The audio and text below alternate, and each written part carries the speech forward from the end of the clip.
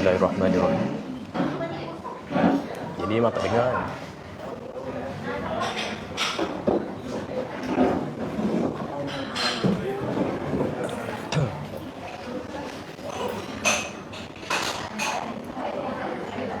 We're starting on this chapter. Okay. Bismillahirrahmanirrahim. Assalamualaikum warahmatullahi wabarakatuh. Very lovely evening. Welcome everyone. Welcome. Inshallah, today we will commence our class on our Master Muhammad, the Messenger of Allah, Volume 1. For those with the book or without, as a point of reference, we'll be continuing on the page 169, part 4 of the Volume 1 book, chapter The Sublime Character of our Master Muhammad ﷺ, His perfect kindness and tender disposition. Without further ado, I leave the floor to our teacher, Habib Abdul Rahman, to start with dua and commence with our class, inshallah. Bismillahirrahmanirrahim. Alhamdulillah bil alamin. Allahumma salli wa sallim wa barik wa karim ala sayyidina Muhammad wa ala ali sayyidina Muhammad. Allahumma salli ala sayyidina Muhammadin sayyidul akwan habibur rahman al-hadir Muhammad sallallahu alaihi kulli zaman wa makan. Assalamualaikum warahmatullahi wabarakatuh. Alhamdulillah, we give shukr to Allah subhanahu wa ta'ala for giving us this opportunity with his to grant us tawfiq, hidayah and inayah to be together in this blessed evening, in this blessed place with people who are loved by Allah subhanahu wa ta'ala. Look at your faces of mukhlisin. Mukhlisin means sincere. You are here because you want to search knowledge and you want to know the Prophet, and this is obvious, you know. And I give glad tidings to everyone that Rasulullah SAW is paying attention to us, and that's a privilege. I learned something which I think we all want to meet the Prophet, no? Yes. Right? Rahman? Yes. Want to meet the Prophet? Yes. And then you want the Prophet to pay attention to you. Because you are lovers of the Prophet. And this book is a bridge between that. The bridge is. Now, I learned something which I thought this is a good time to mention it, which is a lot of us are not sure whether is he watching us, does he know us, is he paying attention to us? Yeah. So I want you all to try this experiment in the evening when you are alone, maybe 4 o'clock in the morning, 5 o'clock in the morning, when you are alone, you know, you take wudu, you do 2 rakat, and you sit in your normal place where you do your worship, and you give some salawat. Allahumma salli ala sayyidina Muhammad. Or that salawat. Allahumma salli ala sayyidina Muhammad fatahi baba rahmatullah anhu ma'abillah salatu. And then you cry. You cry. If you cannot cry, you force yourself to cry. Pepper. If you can cry easily, you can cry. That is a sign that he is watching you. Not he is watching you. So it's very important you should try to explain. Once you do that, at least you walk away with comfort that he's paying attention to you. No? Yeah? And then from there you build on more and more. And from there, the next stepping stone is to meet him personally, you know. And, in your dream, in your sleep, or in your waking hours. You know. I know somebody who has actually come face to face with the Prophet in his waking hours. He's aware that's the Prophet. You know, and they talk, you know. One person I know, he just went crazy, who scream all the time because he didn't expect that to happen. Kan? So screaming, his lungs out about 4 o'clock in the morning. inshallah you get a seal. But the first stage is try to do this. Crying out of mere adore the person and miss the person, you know. Try that. And if you can cry, then you are quite close already, you know. Quite close. Okay, today I keep on repeating this. I find that this book is amazing. I've read a lot of Shama'il and taught a lot of Shama'il, but the way it's written here in a bit of a narrative, I've never seen it done before. There is no many details on the hadith, but there is a detail about him personally and grouped into chapters that are for us to easy to understand. This time we move to part 4. When we move to part 4, we talk about the character of Muhammad. Why do we do this? Now, one of the mashallah wanting to meet him is the Prophet is to be followed. The Prophet is the best of example. The Prophet is a mentor. The Prophet is an idol. The Prophet, I don't mean idol as in patung lah, you know. The Prophet is an example of what everybody should be like, because he is a perfect being. He was everything was created because of him, for him, and in another very beautiful conversation between the Prophet and Allah, which is worth talking about today. Allahumma salli ala sayyidina Muhammad, is Allah asked the Prophet, for whom do I create the heaven? Prophet Muhammad replied, for you, Ya Allah. Then he asked, for whom do I create hell? And Prophet Muhammad said, for you, Ya Allah. Then he says, for whom what? For whom do I create Muhammad? For you, Ya Allah. See, Muhammad was created for Allah, no? Because everything is the first thing that was ever created is the Nur of Muhammad. After that, everything comes subsequent to that. Now, we know that Prophet was created because of Allah. And then he asked, why do you say that I create you for me? Why?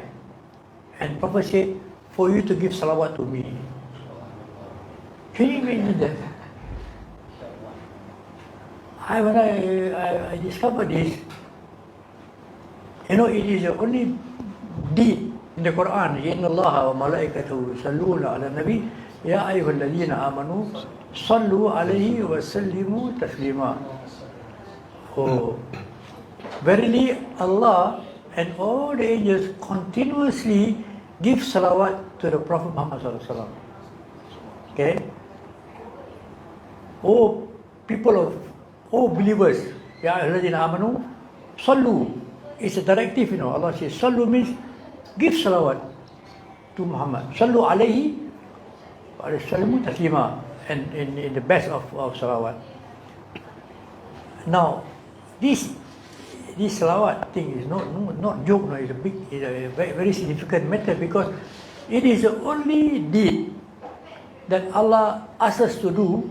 In Allah wa malaikatu sallu ala nabi sallu alayhi wa sallu ya ayyuhalladhina amanu sallu. So it asks us to do, like praying, like zakat, and like haji.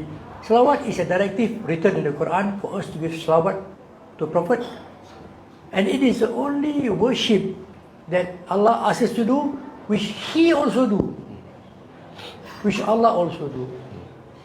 So it's not a small matter lah. Allah say, okay, I'm doing also. So He create Muhammad so that He can give salawat to Muhammad.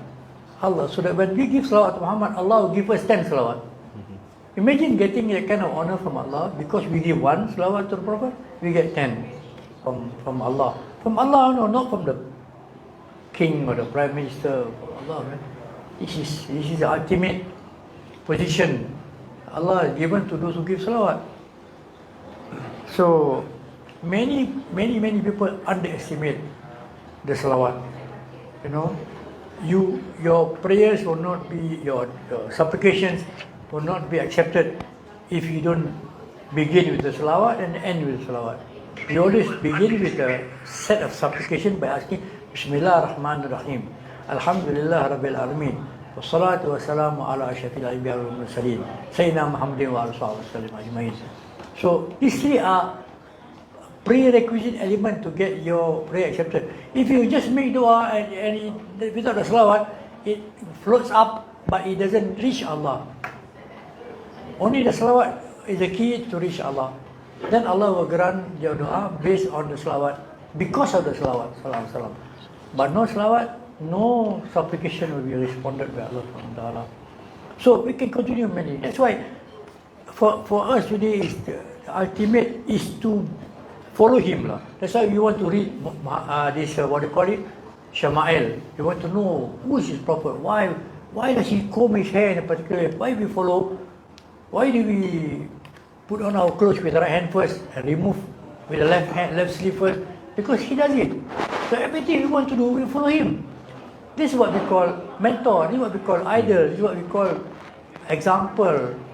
You know. And when you do that, he will love you. Why not? And the best of makhluk, the best of creation loves you because you follow him. How he go to sleep lying on his right hand side. I also want to sleep on my right because Prophet sleeps on his right. You know, I want to put my hand under my cheek, my right hand under my right cheek. Then because he does the same thing. So there are so many relationships. So to me, I already mentioned here two things that you can do to get close to Prophet ﷺ. One of them is to find his sunnah. Every day do as many sunnah as possible. What he does, we follow. Number two is, whenever his name is mentioned, give salawat to him. And if his name is not mentioned, also give salawat to him. At least 300 times a day, you should be able to give salawat to him. People are reaching tens of thousands in terms of salawat. So it's no wonder, it's no surprise that they actually get to meet the Prophet Muhammad ﷺ. Alhamdulillah.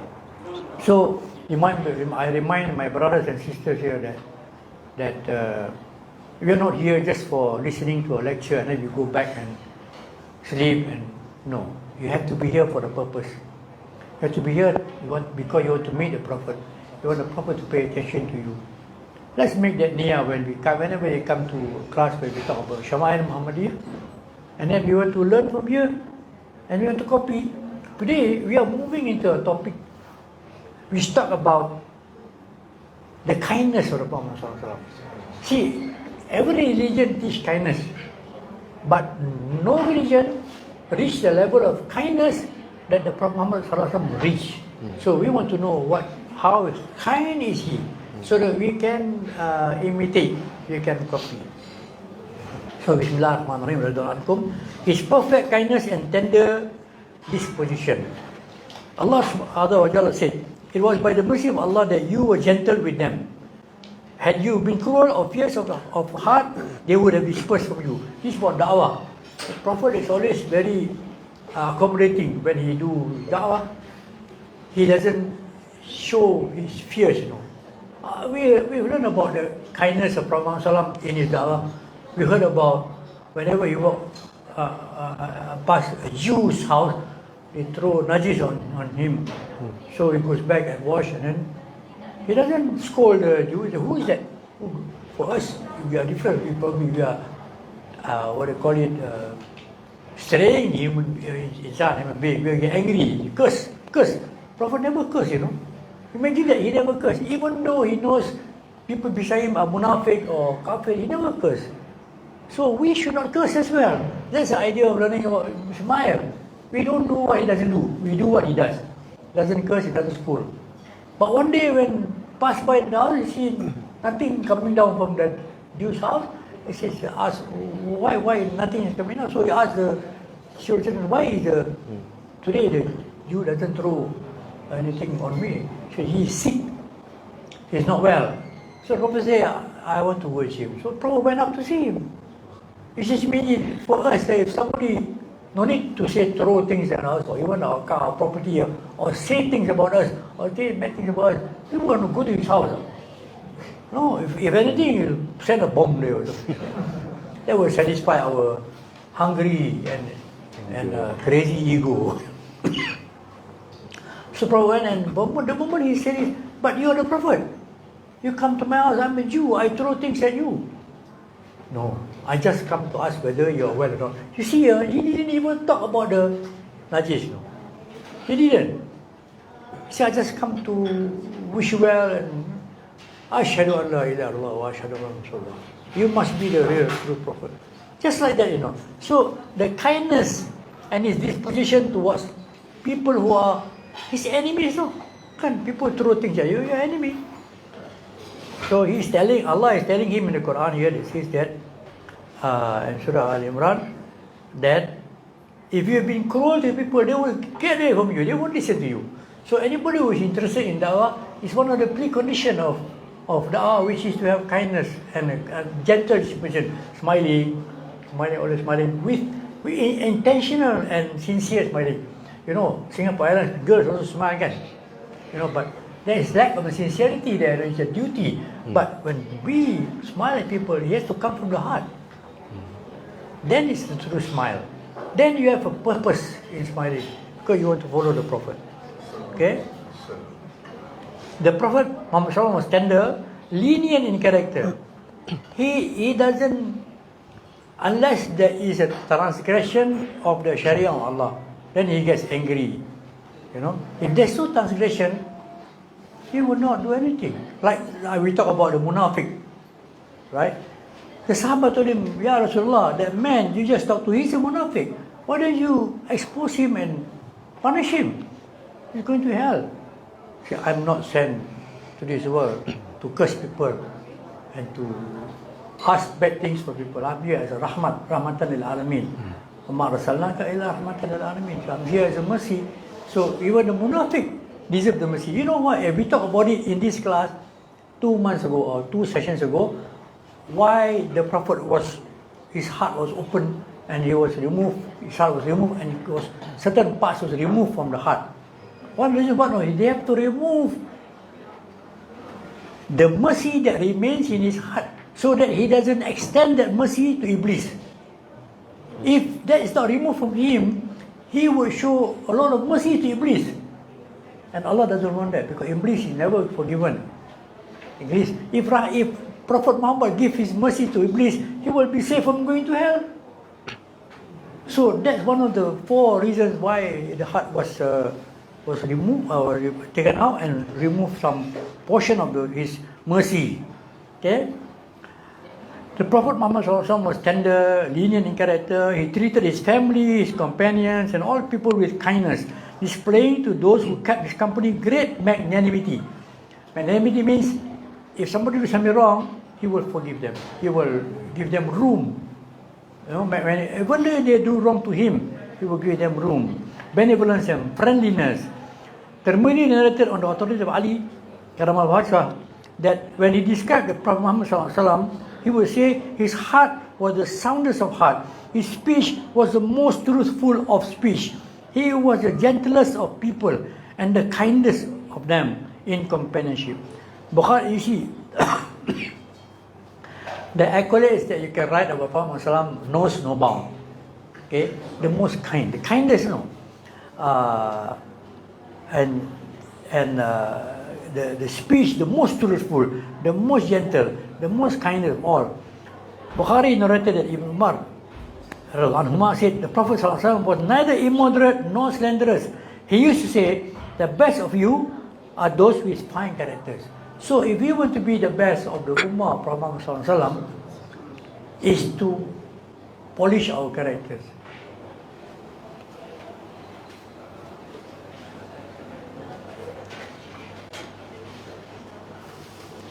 Is to polish our characters. This is how to do it. The best example is Muhammad ﷺ. So we find what he's doing and we do it, then our character is polished. And with time, and we remind ourselves this thing, we will be in good place where the Prophet ﷺ. So we follow him, Okay? Out of his kindness, he would never confront a person with something they dislike. How? People don't like to be corrected in public. Prophet never does that. If he does correct anybody, it's going to be in private, not in front of anybody else. Okay? It's narrated that Anas bin Malik radhiyallahu anhu said the Prophet ﷺ was not an accuser, nor was he immoderate, nor did he curse. So he doesn't accuse people or anything.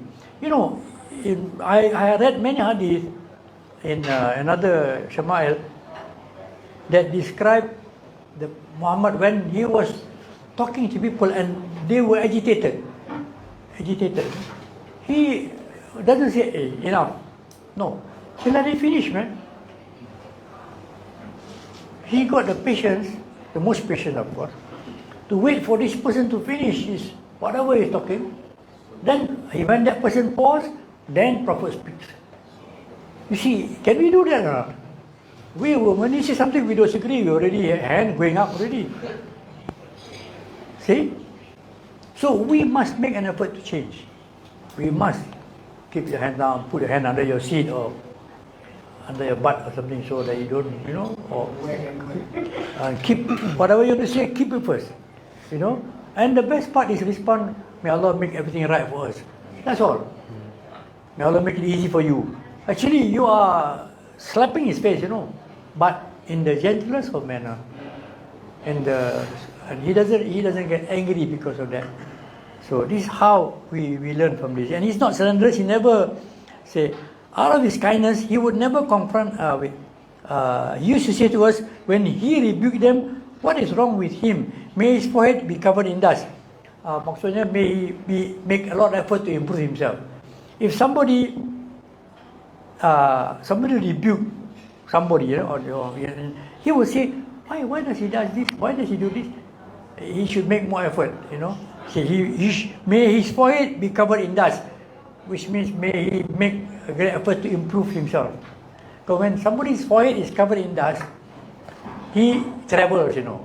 When you travel, your forehead will cover in dust, so you have come back with knowledge and experience and become a better person when you travel. More than this, he was the kindness of people. Abu Nu'aym narrated Al-Dala'il. In Al-Dala'il, then Anas said, mentioned Allah ﷺ was the kindest people by Allah. He would never refuse any slave, male or female, who came to him bearing water on a cold morning. You see, when it's cold in the Middle East, it's really cold. I experienced this going to Hajj in December, and it's ice water coming up from the tap, you know, and we have to take wudu. And there are some leeway when you take wudu in ice cold water to take just a little water, just enough for you to cover the hands. Not like we take one time, two times, three times, and all over all wet. Even the full 3 doors away, 3 taps away, also wet. You know, but no, there is a leeway. Like when you, for example, Sheikh Abdallah, he used half. Like you don't have to remove your half. You can wash your wudu, your leg, your 2 feet by just wiping the top of the half, even though the bottom is the one that's used for walking. So it's a leeway. It's a rahsa, we call it.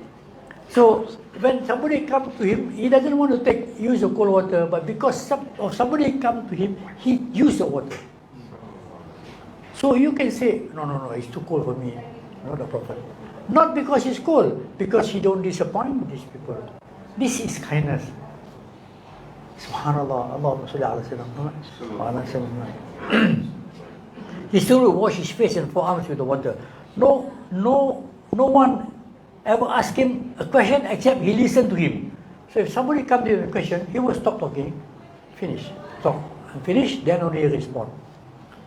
For us, sometimes we ask a question, we know what you're going to ask, so we give the answer before you finish, and you probably the wrong answer. So for us, we have no patience. We have to learn patience, and not for us, no, for the person, for the other. Share respect of the person that he's come to us, because he's come to us with the intention, with the need, with a request, you know. Now this is one thing which interesting when we talk about musafaha. Musafaha is when 2 men or 2 women salam each other, you know. That's called musafaha. So when you say musafaha, you say assalamu alaikum wa rahmatullahi wa barakatuh, and you extend your hand, right? When two people want to give salam to each other, musafaha, Allah will descend upon them 100 mercy. 100 mercy. 99 for the person who extends his hand first. 1 for the other person. You see the difference in. So you be the first one to want to capitalize on opportunity to be kind, opportunity to do good. So you always say Assalamu alaikum. Or then he said wa alaikum salam. He gets only 1, so you get 100 times more. No? It's a lot, kan? Yeah? And Prophet ﷺ will always be the first to give salam. He will be the first to give salam alaikum. Because he tells people, Abshi salam, go to mata'am. He tells people, send salam. Because salam puts love between two people. When you say salam, he puts love between two people. Now, what Allah does with His mercy, when the hands are in contact and they are holding each other's hand, that's the time Allah puts love in both their hearts, between them. So because Allah is putting love at that moment, the Prophet doesn't let go of the person's hand, Until you let go, the love flows into these two hearts. So, the Prophet will never let go of somebody's salam until that person let go. So, you salam somebody, and you want to let go, the guy doesn't want to let go. Tagawa, small tagawa. But because who don't want to let go knows of the hadith. Because humans, the longer it is, the continuous mercy comes down to the both of them. 99 against 1. Still got 1 luck. Better than don't salam at all. Yeah. He will not remove his hand until the other man was the one who let go. Yeah. And one thing maybe in future he has never ever in his life said no to any request. The word no has never left his lips. Anybody ask anything? Okay, sure. Sabar, go to Baitul Mal and give him what he needs. And that's a story which I love very much because it has to do with salam. It has to do with kindness of the Prophet ﷺ. The Prophet is a leader, a general, an administrator, the government, the organizer, a father, a husband, right? And for a short while as a son. But he's everything, So he is very busy, obviously. One day there was a little girl was crying at the playground playing. Suddenly she started to cry and he came and the Prophet saw her and said, "What's wrong with you? Why are you crying?" She's about 10 years old slave girl who served a family in the outskirts of Medina, quite far out in the outskirts. So Prophet asked him, "What's wrong? Why are you crying?" He said, I was sent by my master to go to the market with a few dinar to buy something. Okay. Not only did I left that task, I played with the other children, little 9-year-old girls. And because of that, I forgot to go to the market. I played, and now the money is gone. And she started to cry. She don't cry. Here I have 2-3 dinar. You take this, you go and buy what you need, what the master asks you to buy, and bring it home. She said, no. I don't want to go to the market. I'm late. You come with me. So the Prophet came with him. Okay, so imagine, Prophet, as I say, as the position that he is, took this little girl's hand and walked her to the market. Say, what is it you want to buy? This. Okay, the Prophet bought the thing, give the money, and I guess now you can go back. No, I don't want to go back. My master will scold me because I'm late. And then I lost the money and you paid for it, So no, you come with me to say you send me back. Prophet send her back me. I mean, imagine, I always get very emotional with this. I close my eyes and I imagine Prophet Muhammadﷺ walking with a little girl, holding hands, all the way to them. Can you imagine? I will say, sorry lah, you take the bus. And we are shy to do that now. But for us now, because we know this now, we will do it. If somebody asks for direction, do you know the house or so and so? You don't only say there, turn left, turn right, go ahead, up and down, up the hill and down the hill. Yeah. You take the person there. That is the Prophet's way. You satisfy him until he completely satisfied, then Allah will satisfy you in akhirah. I will meet your requirement in akhirah. You satisfy the need of being a Muslim here, Allah will satisfy your need in akhirah. Anyway, they walk hand in hand all the way to the house outside, just outside the city of Medina. And the Prophet said, Assalamu alaikum wa rahmatullahi wa barakatuh. This is another same story but different outcome. And no reply from the house owner. No. Assalamu alaikum wa rahmatullahi wa barakatuh. No reply. Second time he said, Assalamu alaikum wa rahmatullahi wa barakatuh. And no reply. Then the third time you have to leave. You cannot say. If you give salam 3 times, make specs. So the third time Prophet said, Assalamu alaikum wa rahmatullahi wa barakatuh. Wa alaikum assalam wa rahmatullahi wa barakatuh. Came the owner response. And so the door opened and he asked the Prophet and the girl to come in. And the Prophet explained, don't get upset with your servant girl. This is what happened to her. I found her crying and she was worried about upsetting you. So she lost her money which she was playing. Anyway, she got the thing that you need. Now she asked me to send back because she's afraid you will scold her. And he said something which is he said, Prophet asked him, you didn't answer my salam, the first 2 salam you didn't answer. He said, when you first give salam, Assalamu alaikum wa rahmatullahi wa barakatuh. That is one of the greatest dua I have ever received from you. Assalamu alaikum wa rahmatullahi.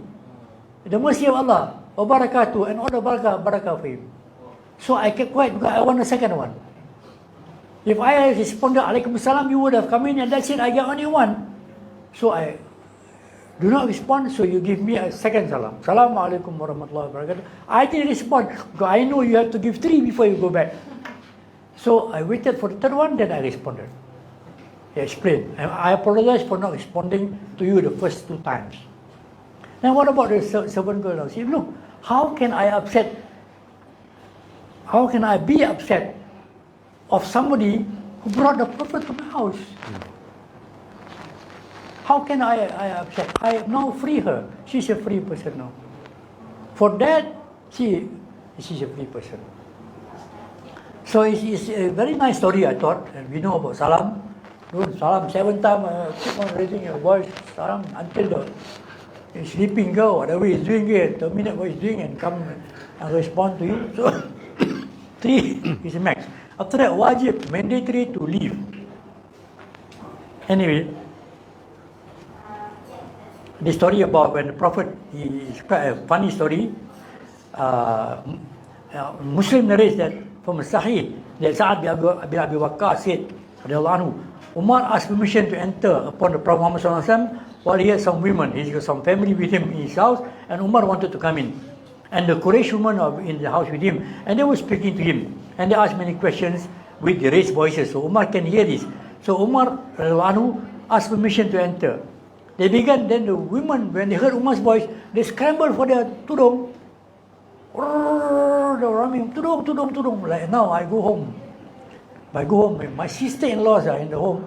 The moment I come and say, Assalamualaikum, tudung, I can hear that they were scrambling for tudung. You know? And inconvenience for them, pity them lah. You know? So I go to wait for a minute outside the house before, okay, all clear, then I in my own home. So they began to rush to cover themselves. The Prophet Muhammad gave him permission to enter. After a while, enter. So he came in, and Rasulullah was smiling, and he said, and so Umar, may Allah ever cause your teeth to smile. So he is saying something funny in that, and he said, may Allah cause effect you to smile as well as I'm smiling. And he said, Sallallahu Alaihi Wasallam said, I was amused by the ladies who were with me. When they heard your voice, they rushed to cover themselves. Umar said, it is more fitting that they should fear you, O Rasulullah, than fear me. Then he said, O enemies of yourself. Also was talking to all the people. Do you fear me and not the messenger? Is it me they fear or Rasulullah? Indeed, yes, he said, for you are fiercer and crueler. Sayyidina Umar is fiercer and crueler than Muhammad SAW. Yeah? Then he Sallallahu Alaihi Wasallam said, said that, by the one in whose hand is my soul, which means by the name of Allah, Satan never came upon you following a path except that he will find a different path. He is so afraid of Sayyidina Umar because Umar is cruel and fierce that if Umar is going this way, the Satan will take another route. He is so afraid of Umar. Yeah? And then because of that, the Prophet laughed at him. By the one who sent my soul, Satan never came upon you except following a path when he will follow a different one. The Rasulullah ﷺ was amiable with his wives and the rest of the family. This is about his amiability with his wife and his family. We have certain serious weaknesses about ourselves when it comes to the family. You know, we ask that whoever get engaged last week enjoy a fruitful and peaceful and amiable married life until the end of time, inshallah. He was amiable with his wives and the rest of his family, treating them with benevolence and playing with them and showing them love and affection. We all used to think that Prophet is very fierce, you know. He's merely fierce when you transgress the laws of Allah. Otherwise, he's simple. So you read some of the stories here, and the Prophet ﷺ said that the best of you are the best of you to their families. So if you want to measure yourself as good, measure yourself how your family sees you. If your family sees you as a good father, as a good husband, then you are good. But he's just a father, okay. So you can measure yourself, you know. Western people say there's a difference between the dad and the father, you know. Yeah? So it's different. But there is a balance between being amiable and then being what do you call it? Be irresponsible. You know, when people are responsible, I give an example. When it comes to child's birthday, they throw a nice big party, spend money, build a cake, put candles and everything. This is not called for us.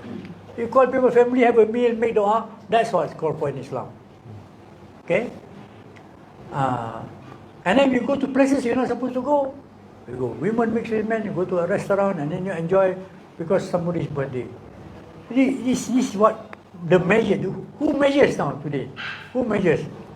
So you have to balance between the laws of Allah and the Sunnah of Prophet against why you are doing certain things that they may not be in congruence with the laws of Allah and with the Sunnah.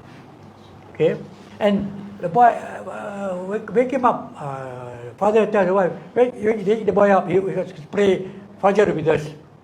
No lah, pity him, he played football the last night, come back late. Let him sleep lah. She is sending him to hell.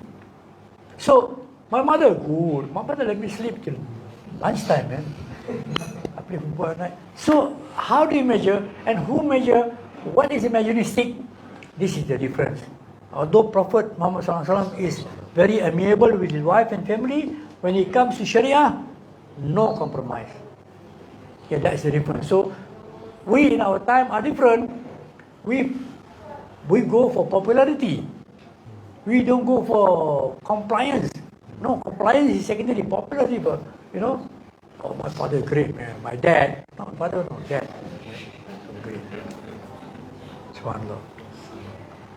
So be careful of that. Know when to let go, when to tighten. This is the skill of a father and a mother, for that matter. No? Normally, mothers win lah. The father always lose. Cannot. Yeah, but never mind lah. Once in a while, tak apa lah. You know? Two people engaged. You are engaged already. Yeah? Don't go out together. Don't be seen together. It's haram. When you get married, then be together. When my children got engaged, I tell them, you are engaged, but you are not supposed to be together. Not in the same car, not in the same room, not in the same house, not in the same restaurant. No. Unless there are 4 or 5 people between them. I want my future daughter-in-law and my son cannot be seen. So, because that's and I think do not dislike me for that, because it is saving them. It is saving them from committing things which they cannot commit. Now the parents of the girl will say, never mind lah, they engaged what. Have you heard that before? Yeah. After all they engaged, nobody is going to disturb them. See, it is haram, full stop. To look at a man, Sayyidina Ali said, lower your gaze, because it's the beginning of the 4 steps to zina. Yeah? Okay. So Rasulullah sets you to measure yourself with how you treat your family. And there's another addition to that. No one honors women except an honorable man. This one we have to understand. Women are made from the rib of Adam, and the rib is bent, It is not for men to understand women. One person. It is not for men to understand women. It is for men to love women. You agree? Why are you laughing? He's been laughing all the time. It's not for men. We will never understand women. And if you try to, you're wasting your time. It's like the Prophet said, it's like the rib. It's made from the rib.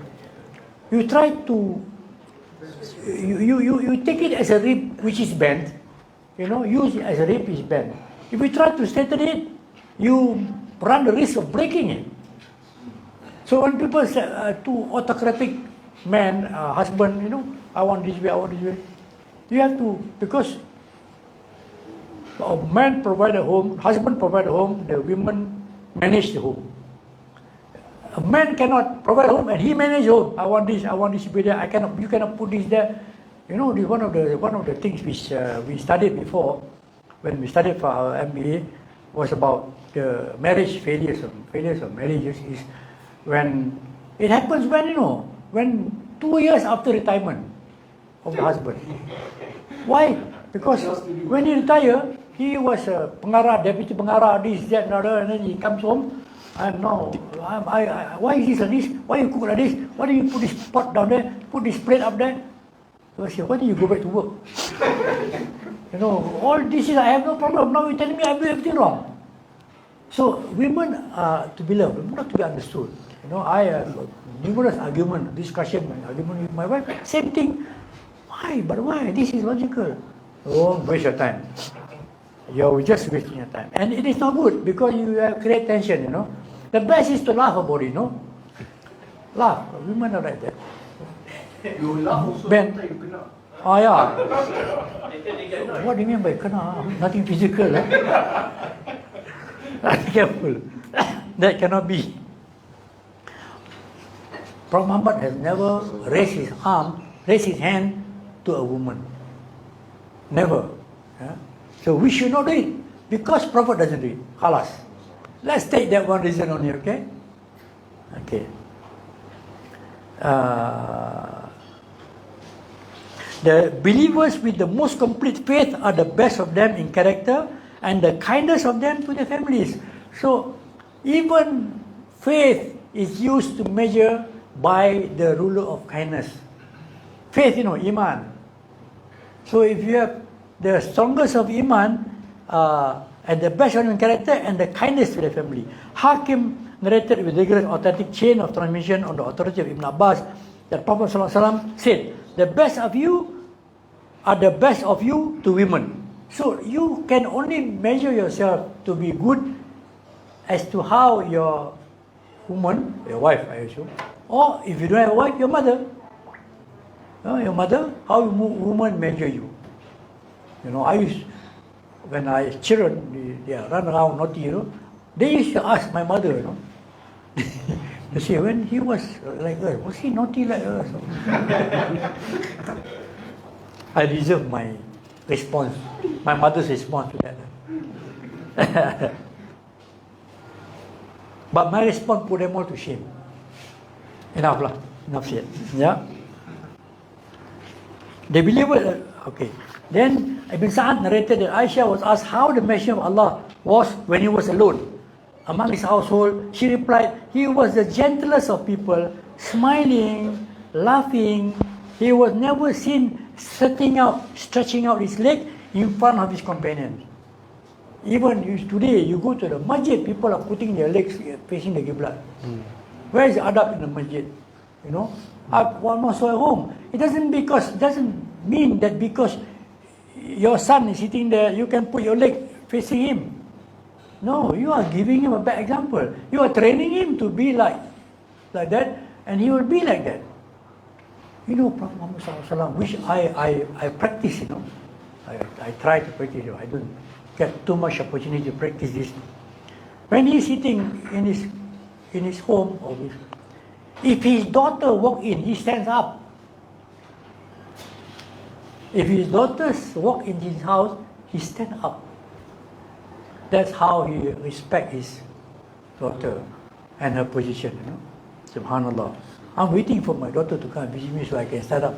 They don't come that often. Maybe they're going to find the grandchildren. Anyway, this was because of his exalted manner and his complete dignity. Aisha also reported to have said, I went out with the Messenger of Allah ﷺ on one of his journey. When I was young, having no flesh upon me, nor having yet become corpulent, he told the people to go ahead. He was on a caravan trip, he told them to go ahead. Then Aisha was very young at the time. She's skinny and short. And the Prophet asked her, let's race.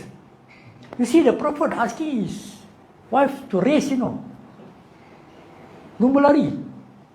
So that's how he is. That's how he is with his family, you know. He's just a normal person. So they raced. And Aisha won. Because Aisha was slim and fast running. I won. So the Prophet said, you won. You know. And then after that, and I will race with you. So I raced him and beat him. He let me be until I had some flesh on me. So when Aisha was grown up she become ada isi lah, you know. I become corpulent and plump. I went out with him on one of his journey, and he told the others to go on ahead, and they did. Then he said to me, come, I will race you. Second time. But this time she is heavier lah. I will race you. He beat me and began to laugh. So he sort of, it is normal really. I mean, it's something that you expect a father and a daughter to do.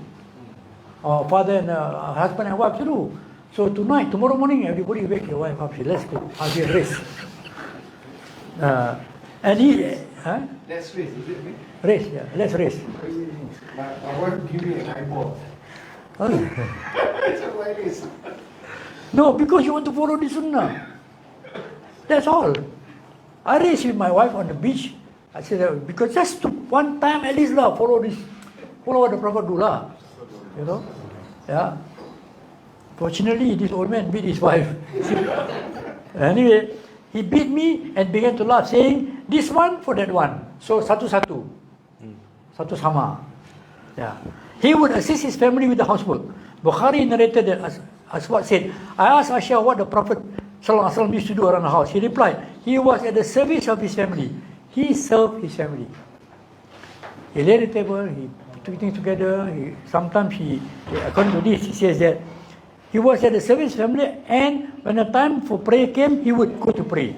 That's it. This is the direction of the Islamic community that should act in accordance with this perfect example. When it comes to Allah's law, no compromise. Otherwise, you are a partner in that relationship.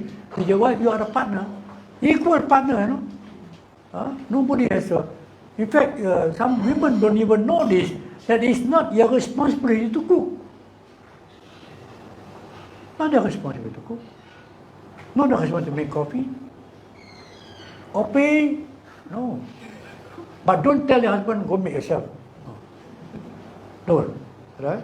But your husband should know this so that when he has time, you can effort, he make himself. No? Why not?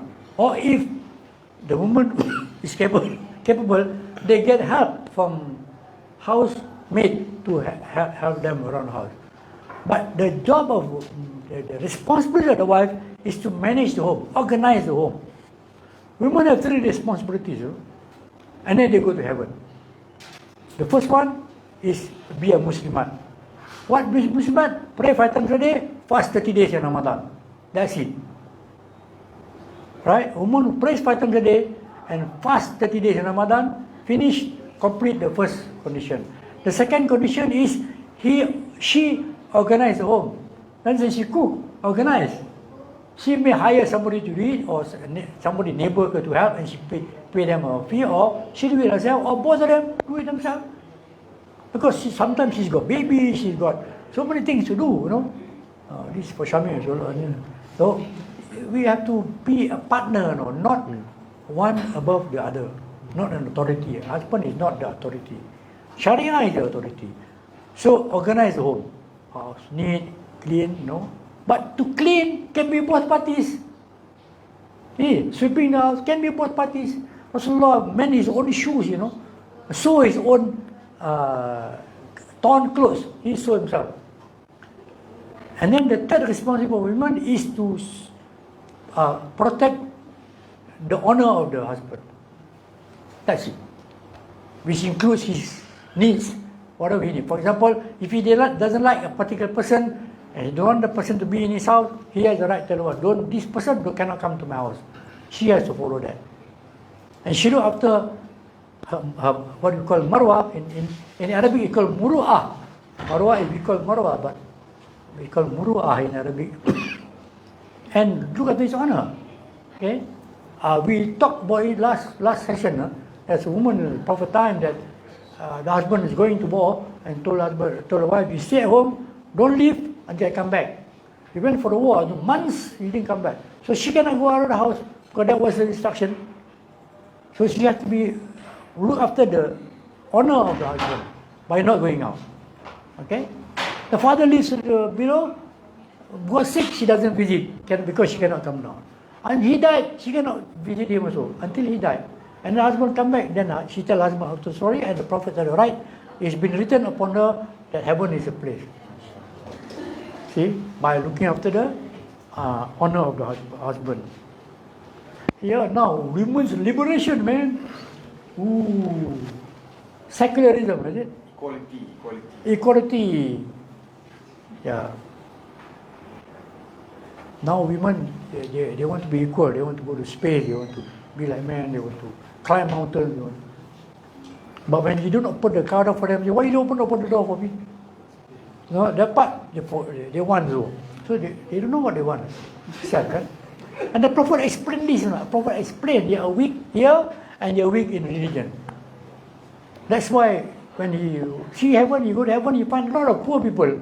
And you go there, you find a lot of women. Because it's difficult for women to manage these three responsibilities only, as I mentioned. Not easy to comply with that. Okay? The Messenger of Allah urged the importance of being good to women on numerous occasions in both close and open society. It's narrated in a Sahih collection of Bukhari and Muslim on authority of Abu Hurairah that the Prophet Muhammadﷺ said, be sure to take care of women. It is also narrated in the Sunan collection and Majah that Prophet said in the sermon at the farewell pilgrimage, be sure to take good care of women. Our job, that is what they call a trust upon us, is our wife, our partner in life. That's our trust. We are trusted to look after them, to make sure they don't commit sin. Actually, people when they marry, I hope you whoever want to get married, make niyyah. Why you get married? Why are you getting married? And you make a niyyah that the reason for the marriage cannot be removed. How? How can the reason for marriage cannot be removed? By asking, I want to marry you and I want to take you to heaven. Which means you don't have heaven, you go. So that makes the bond stronger, no? So all the time you are looking at that. Establish a good reason for the union. And heaven is the best. I will look after you heaven. You do as I say, I send you heaven. Follow the Sharia, no transgression, go to heaven inshallah. Okay?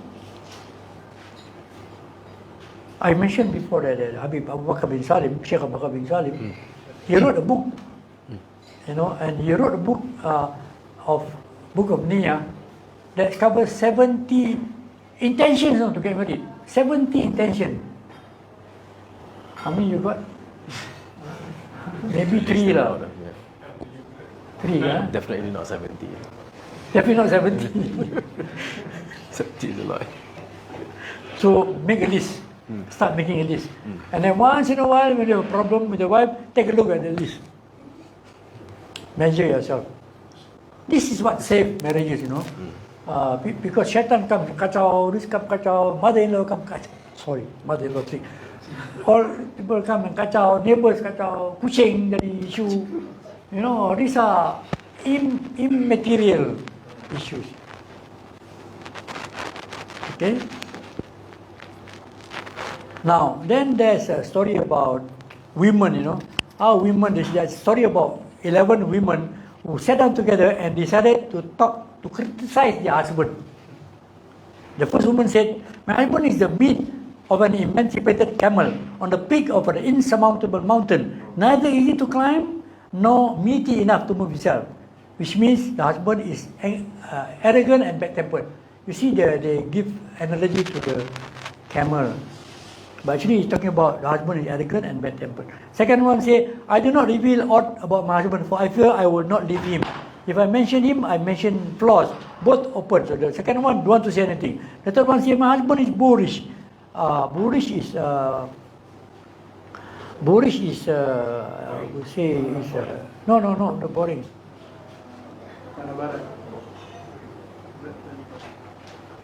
She said that she don't want to speak. Boorish, when you go and encourage you the footnote for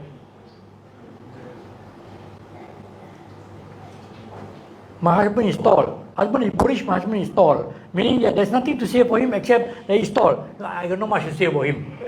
That's why he said boorish. And then after that, the fourth one says, "My husband is like a knight in a tihama." This one, the husband is very just, adil, and amiable. Tihama is neither hot nor cold, but a good person, and doesn't bring worry to the wife, you know. And Tihama is actually a city of Makkah, and it's always good to have in a cool night in Makkah. The fifth one says, "My husband is like a lynx in the house and a lion in the battlefield, and he asks not about what he knows, and he asks not about what he knows." Doesn't reveal to that. Like a lion means because he's strong and have courage, yeah, and he don't ask about what is in the house, but food or not food, he doesn't ask because of his great generosity. Whatever he asks for him, he will give. The sixth one says, "When my husband eats, he eats a lot. He eats a lot, and when he drinks, he empties the jug. When he lies down, he curls up and doesn't extend his hand to uncover any sorrow." So this wife criticized the husband. Seventh one said, "My husband is hopeless." Or she said, "Iniquitous, fatuous. There is not an illness except he has it. He is sickly, and because of grumpiness, or he's hopeless." The eighth one said, "My husband is the touch of rabbit and the fragrance of perfume." This is nice, isn't it?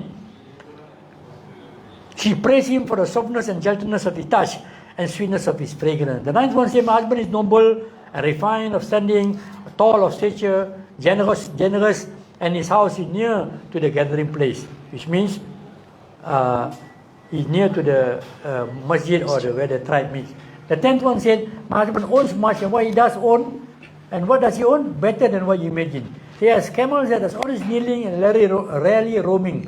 When he hears the sound of the lute, when they hear the sound of the lute, they knew the name Sirajuddin. He has got so much camel that when people come,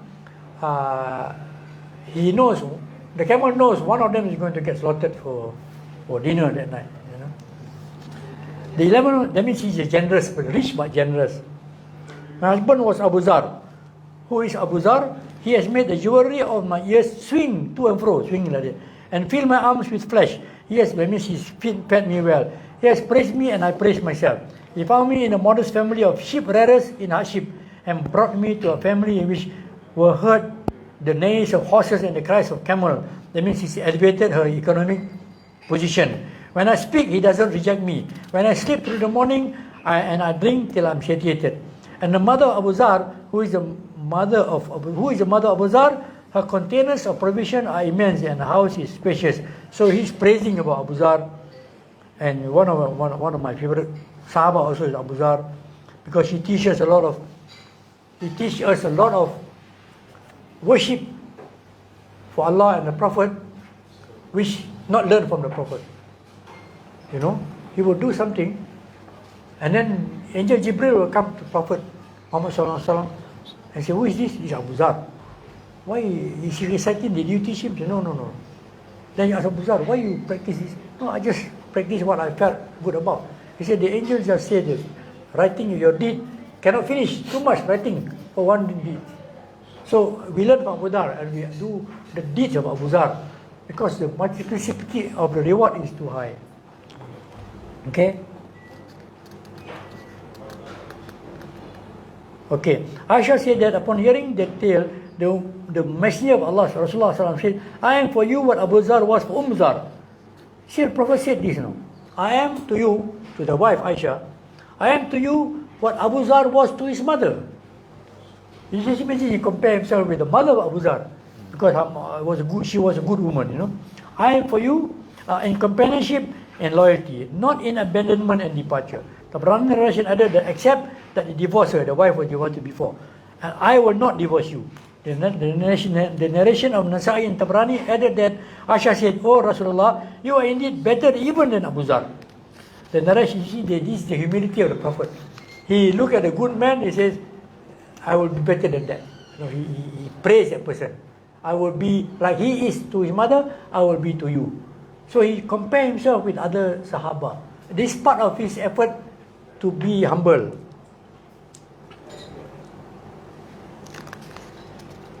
Look, my brother, at the sweetness of his companionship and the kindness of his character with his family as he listened to the story of Aisha of an event that occurred in the pre-Islamic days of ignorance when a group of women sat down together and made a pact that they would each tell the others about their relationship with husbands in respect of their characters, their behavior, and their companionship. The scholar says that several things can be deducted from this hadith, the 11 women. One, the praiseworthiness of good companionship with one's family. I mean, it's good to talk good about your family. Two, the permissibility is allowed of conversing in the evening about good things such as kindness to one's wife, generosity to one's guests. So it's permissible to discuss the good things of things within your family. And number three, permissibility of mentioning a person who is unknown to both speakers and listener with something that they would dislike, because it's not good news. For it does not amount to backbiting. It doesn't amount to backbiting. It's something like you tell somebody of something happened in the family as a lesson for your family. So it's not backbiting, not considered as backbiting. The most that Aisha did is mention some unnamed woman, because she related all these 11 stories to Prophet Muhammad SAW, some of whom mentioned their faults of the husband, who were also unnamed. So there were no names.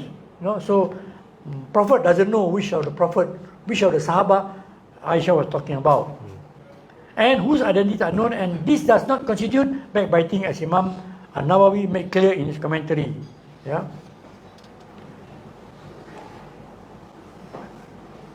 Okay, fine, same thing like that. When narrated,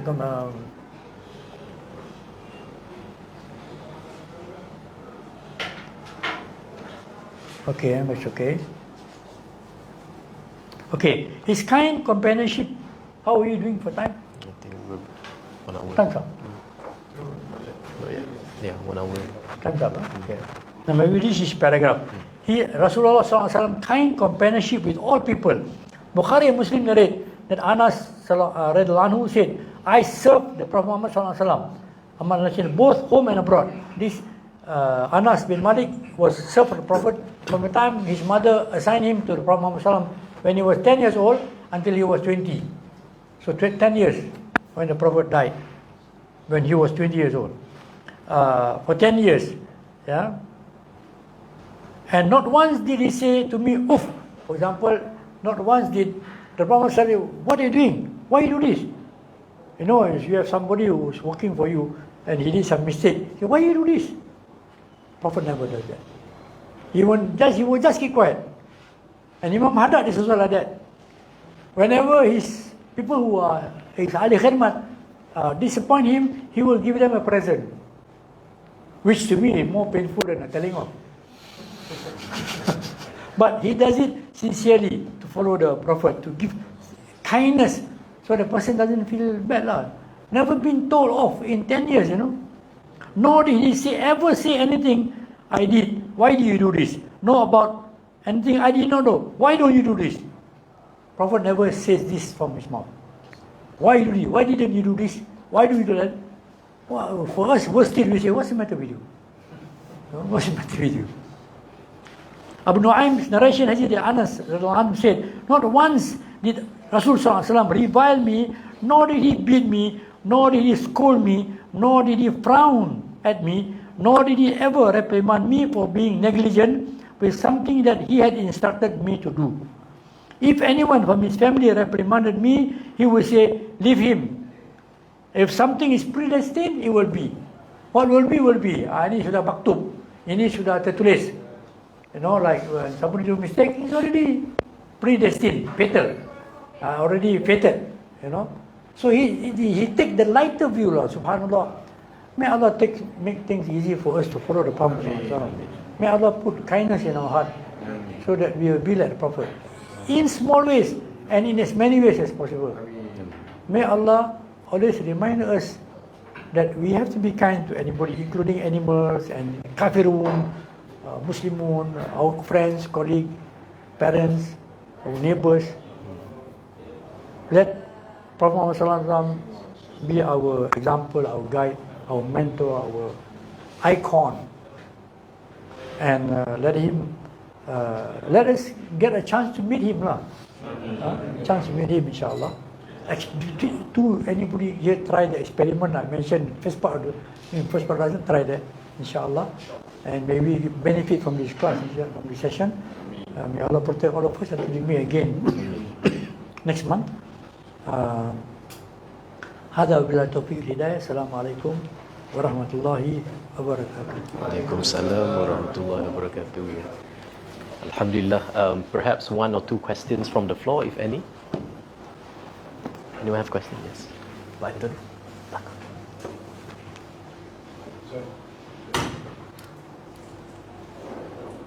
Tadi.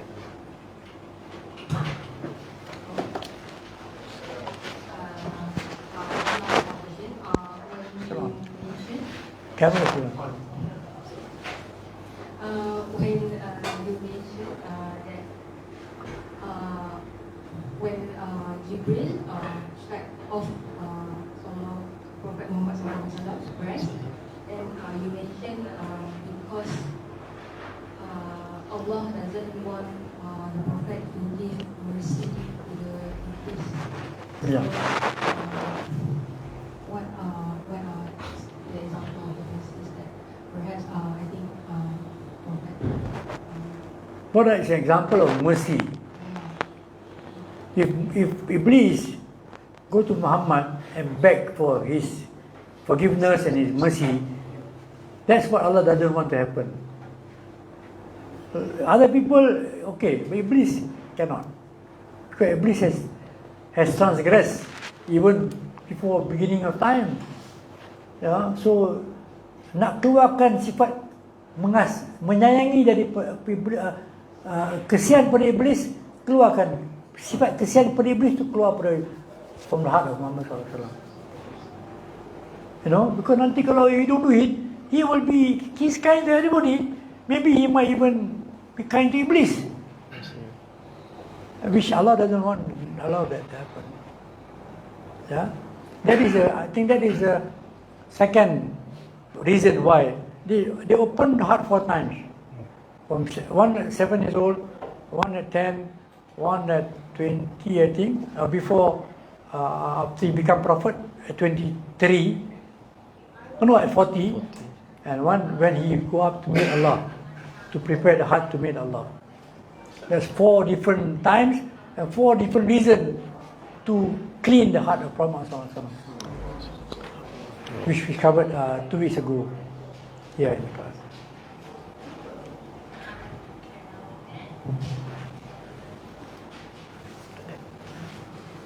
One question. Between husband and wife, we have explained before, but just want to have better confirmation. Let's say the husband do the wiri, the zikir, the wife because busy with handling things and so on. does the wife, like whatever the husband, does, the wife also gets it, or the wife has to allocate some time also to do it?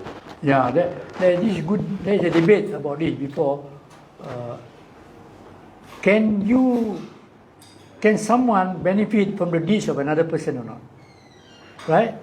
That's no normal question. It is only come from this group of people who say you can only earn your own deeds. You cannot serve other people. You cannot send Fatiha to those who die because they cannot receive it. This is false. Prophet has many times asked us to send Quran, send sadaqah to those who have passed away because they can benefit from it. Maybe they haven't learned this hadith yet. Maybe. May Allah guide them and us too.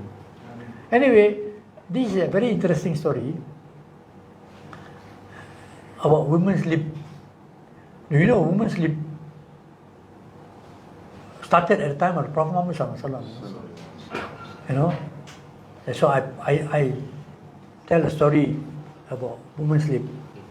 These women get together and become women union though.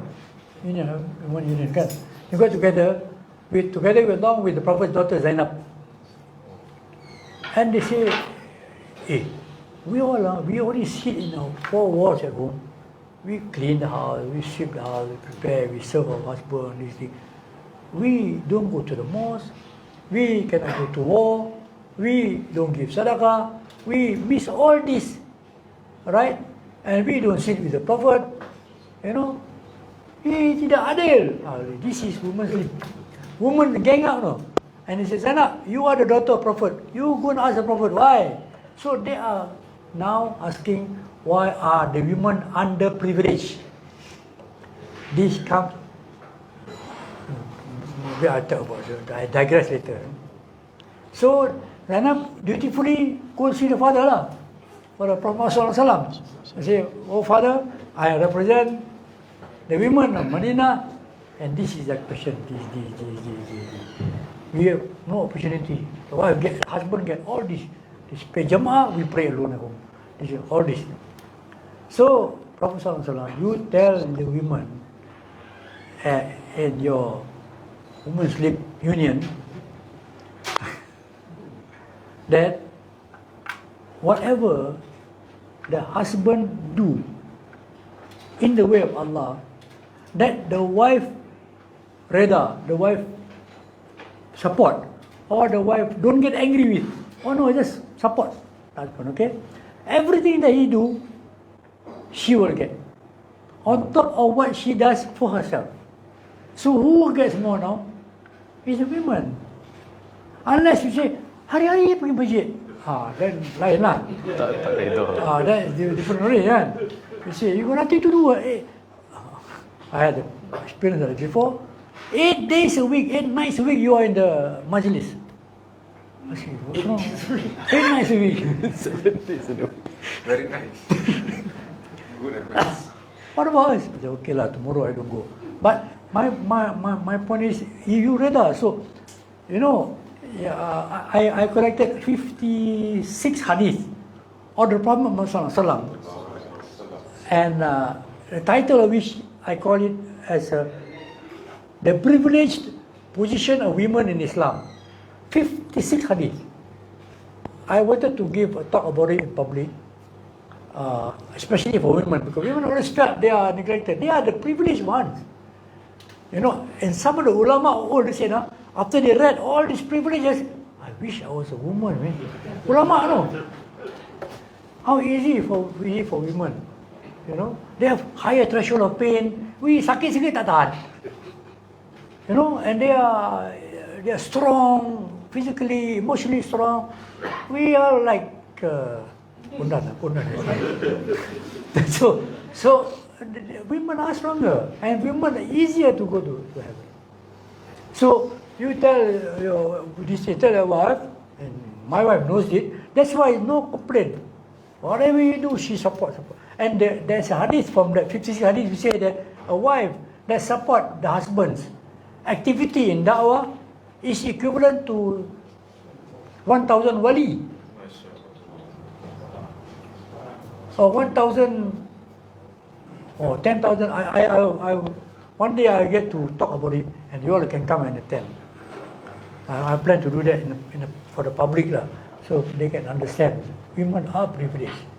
That's one of them is that the Prophet, when a daughter walks in, he stand up. That's a privilege. By whom? By the Prophet. And if you have children, another hadith from that 56 is, if you have children, boys and girls, you bring back a gift. Daughters get first. Sons get last. Kesian our boys.